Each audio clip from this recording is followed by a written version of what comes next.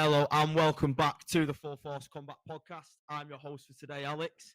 I'm as part of our collaboration with HBO and Undeniable Fight Night 1. I'm here with the one and the only Daniel Leadbetter. How are we, Daniel? How's it going, my mate? I'm all good, thanks. What about yourself?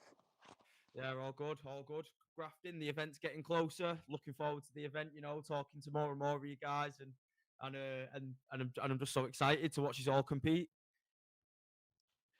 So we'll we'll jump straight back to the beginning, Danny. For the people who may not have seen much of you before or aren't aware of or just aren't aware of you, just tell us a bit about yourself and your background and how you got into combat sports. Started when I was 16. I started fighting Muay Thai. I was ranked fifth in the country in Muay Thai, and then I had a knee injury, and then I got offered a bare knuckle fight on one of Andy Bakewell's BKFC, BKB shows in the mill, and then I ended up starting my boxing because my knee was capable of strong enough to hold it. Yeah. No, that's brilliant. So how did you find the move from Muay Thai to bare knuckle boxing? Was it much of a drastic difference, or how did you find it? Uh, st- Style wise, it was different because your footwork's totally different. Because Muay Thai, you're in a shorter stance with the boxing, but with my hands, I thought it was easier to adjust using my hands because I was a dead good forward boxer in my Muay Thai of going forward. So I Yeah, adapted with my hands with the thing. It was just the footwork what I needed to adjust on really. yeah, yeah. You ever like it, mate? So you had the heavy hands anyway in the tie, so it was just the moving about and the footwork, and yeah, no, that's great. So in combat sports when you first started, was there any kind of heroes you looked up to, or just anybody in the scene who you was inspired by? Uh, Liam Harrison was definitely one of them, and Andy Yeah, Housen. I love them too. They were belter fighters, and Dan McGowan. He was another good fighter. And then there was John O'Chip Chase, who's gone to BKFC. He was a good fighter yeah, as well. I looked up to him. There was a few, to be honest, what were good. yeah. It's it's surprising just how many legends of combat sports are just in like the north of England alone. I mean the names there like Liam Harrison and Andy Housen. They're literally only in Leeds, which is like an hour a road down the road from me, and I think it's just mental like how many legends are actually in the UK, like just in the north of the UK alone, like in all combat sports. It's very yeah, but um, as to your motivation to fight, what is your motivation to get in there and wake up every day and go and compete? Motivation is more for my headspace because when I didn't have anything to look forward to put my mind on, I used to go dead angry with my ADHD. So Yeah, having something to focus on kept me sane and less snappy at home. So yeah, so it was really for me headspace, to be honest. yeah. Yeah, no, yeah, definitely, mate. I hear that a lot from people. They say they just need to be in the gym just to kind of stay healthy, and it keeps the mind at ease, and they just feel so much more satisfied with life when they're in training and stuff. So yeah, but yeah, just to kind of loop back to when we was on about your style and and your heavy hands Muay Thai style transferring into bare knuckle boxing. Would you say that is your best asset? Is your heavy hands? Are you a power puncher or just kind of the speed of them? What would you say is your best asset, Danny? Uh, my best asset is my come forward aggression. Got power in my hands, so I can throw a good, powerful punch. But I am learning to be able to box properly. So if I have to box at range, I can box at range. But I'm mostly in the inside working. Yeah, yeah. So on the flip side, on your opponent, have you really seen much of your opponent, or have you not really bothered and just kind of focused on yourself for this camp? Uh, I've seen him fight one of me training partners on UBC on in Liverpool. He won him by points. He does a big jumping left hook. What I notice he throws quite a lot, so I'll be watching out for that.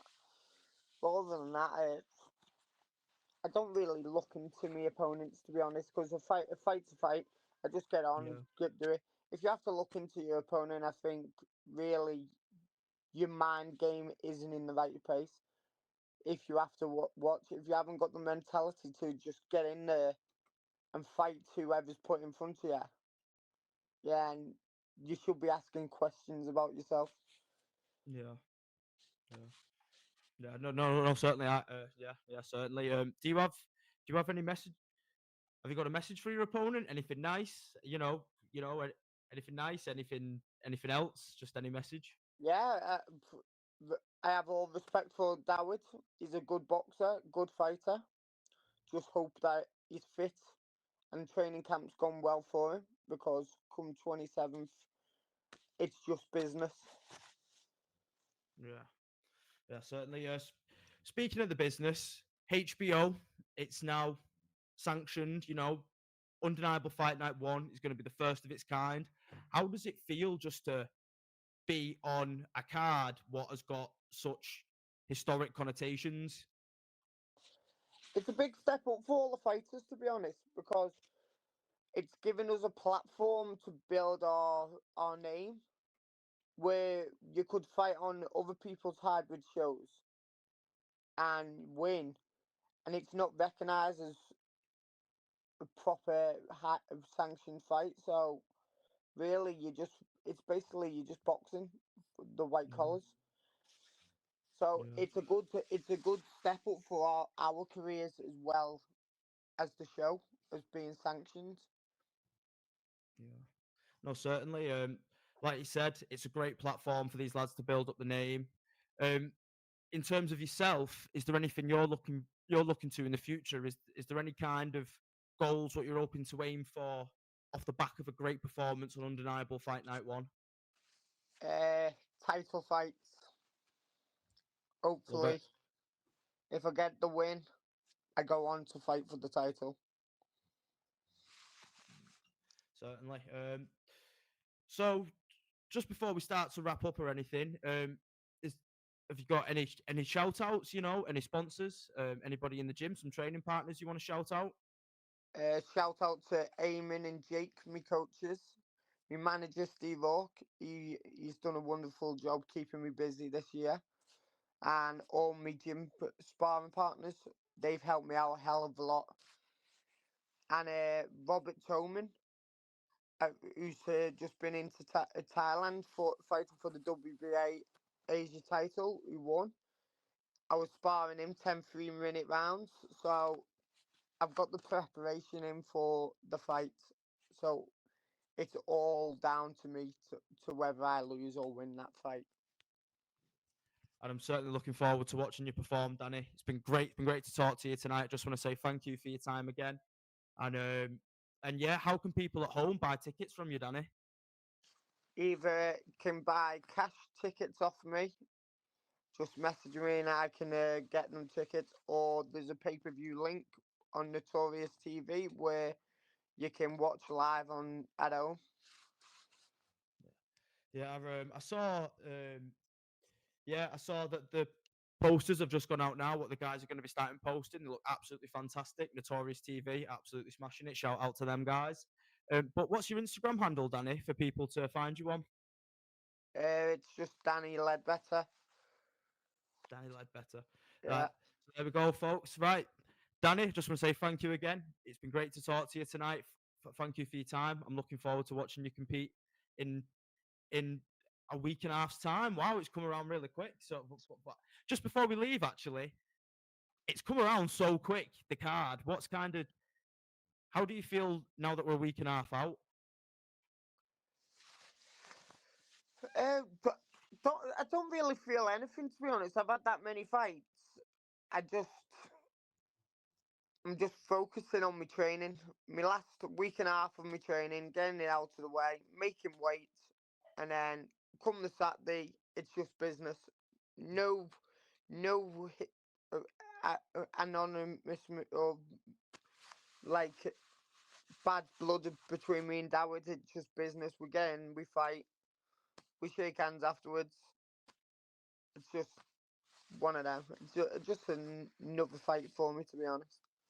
Yeah, no, I like it, mate. I love that mindset you got there, Danny. I love it, mate. I love it.